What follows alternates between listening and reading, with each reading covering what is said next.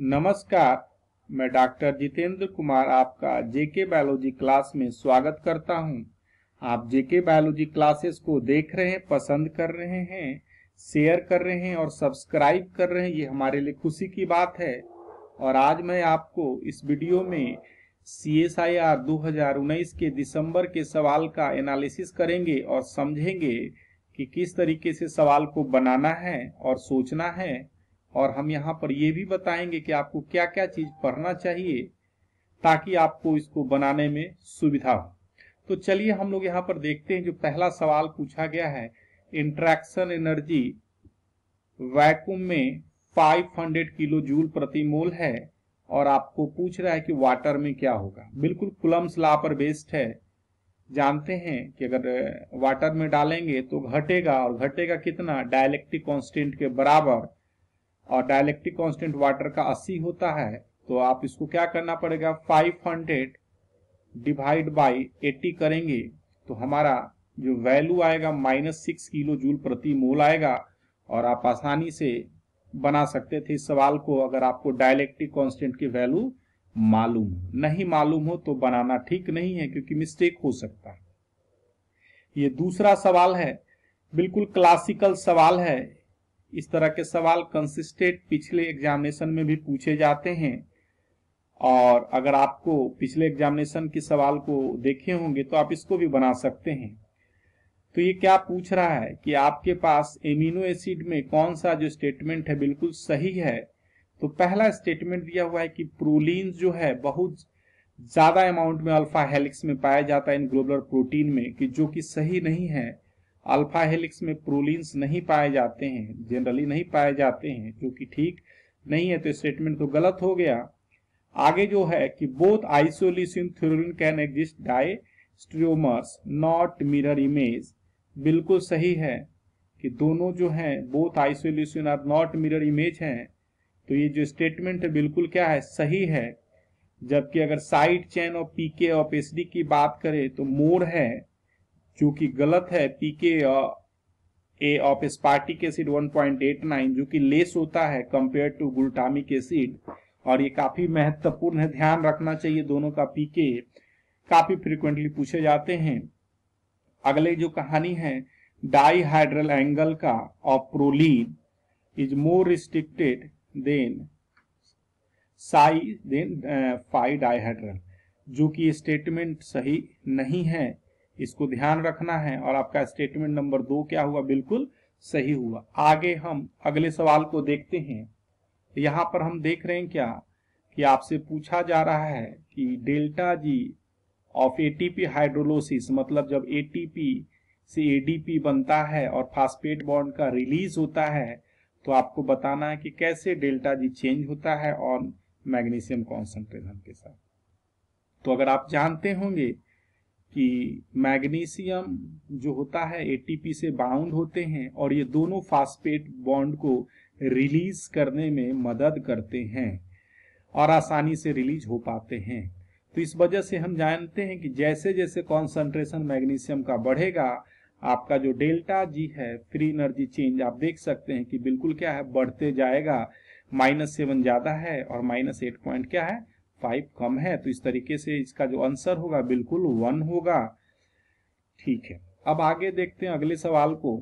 काफी महत्वपूर्ण सवाल है और पूछा गया है कि एल टायरोसिन जो एक एमिनो एसिड है, अगर उसको आप एसिड में रखते हैं तो आप देख सकते हैं कंटिन्यूअस लाइन, और बेसिक कंडीशन में रखते हैं तो डॉटेड लाइन।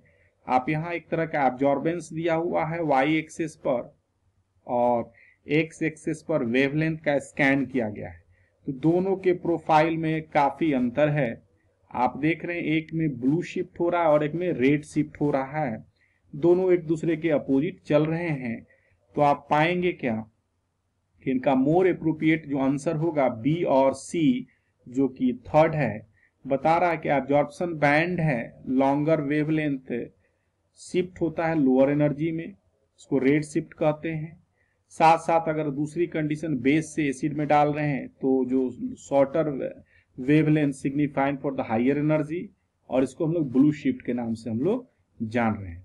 तो ध्यान रखना इस बात को कि कोई भी प्रोटीन को अगर हम डालते हैं एसिड में या बेस में, तो उनके ऊपर जो चार्जेज है चेंज हो जाते हैं। एसिड में प्रोटोनेटेड हो जाते हैं, बेस में डिप्रोटोनेटेड हो जाते हैं, और इस वजह से उनका जो फोल्डिंग पैटर्न में भी काफी दिक्कत होगा, और इसके वजह से उनका जो डिफरेंट वेवलेंथ पर ऑब्जर्वेंस में भी काफी चेंजेस होगा। और आप देख सकते हैं कि दोनों में किस तरीके का चेंजेस है। आगे हम लोग एक महत्वपूर्ण सवाल है जो कंसिस्टेंट हर एक साल 2-3 साल से ये डीएनए के प्रॉपर्टी बेस्ड पर सवाल पूछे जा रहे हैं, और इसके लिए आपको अगर ए फॉर्म, जेड फॉर्म और डी फॉर्म ऑफ डीएनए के बारे में जानकारी है तो आप काफी अच्छे तरीके से इस सवाल को बना पाएंगे। बेसिकली आपको कंपेयर करना है ए फॉर्म ऑफ डीएनए और जेड फॉर्म ऑफ डीएनए। मैं आपको बता देता हूं कि मैंने इसके लिए अलग से एक वीडियो बनाया है, जिसका मैं लिंक आपको डिस्क्रिप्शन बॉक्स में दे दूंगा, और आप उसको जरूर देखें ताकि फ्यूचर में आगे आने वाले सीएसआर एग्जामिनेशन में इस सवाल को आप आसानी से बना सकें। तो यहाँ राइट हैंडेड जो होता है, बिल्कुल A form of DNA right handed होता है, और एंटी कॉन्फॉर्मेशन होता है बेस और शुगर का, जिसको शुगर पकड़ कॉन्फॉर्मेशन भी कभी कभी बोलते हैं। और लेफ्ट हैंडेड जो होता है जेड फॉर्म होता है, और ये सीस एंटी सीन और एंटी कॉन्फॉर्मेशन दोनों में अरेंज होता है। तो इसका बिल्कुल ये सही है, और आप जरूर डिस्क्रिप्शन बॉक्स का जो लिंक देख के जरूर वीडियो देखें, आपको फायदा होगा। अगला जो कहानी है मैकलिस-मेंटन कांस्टेंट का, ये सवाल कंसिस्टेंट पूछा जाता है, और यहाँ पर देखते हैं कि ये सवाल क्लासिकल में क्या होता है। क्लासिकल में बिल्कुल हाइपरबोला का कर्व होता है, लेकिन यहाँ पर नीचे में सबस्ट्रेट का कॉन्सेंट्रेशन रहता है, जबकि वाई पर यहाँ रिएक्शन रेट रहता है। लेकिन इस ग्राफ में ग्राफ तो बिल्कुल वैसा ही है, लेकिन एक्स एक्सिस पर आपको टाइम दिया गया है और वाई एक्सिस पर आपको प्रोडक्ट दिया गया है। जबकि ऐसा नहीं होता है रियल ग्राफ में। मैकलिस-मेंटन जिन्होंने ग्राफ बनाया था उसमें सब चीजों को हमने देखा था, तो उसमें यहाँ सबस्ट्रेट कॉन्सेंट्रेशन होता और यहाँ रिएक्शन रेट होता था, और यहाँ पर वी मैक्स होता था। जब यहाँ दोनों का जो पैरामीटर ही डिफरेंट है, तो आप इसका इस्तेमाल नहीं कर पाएंगे, न इसे आप केएम निकाल सकते हैं, न वी मैक्स निकाल सकते हैं।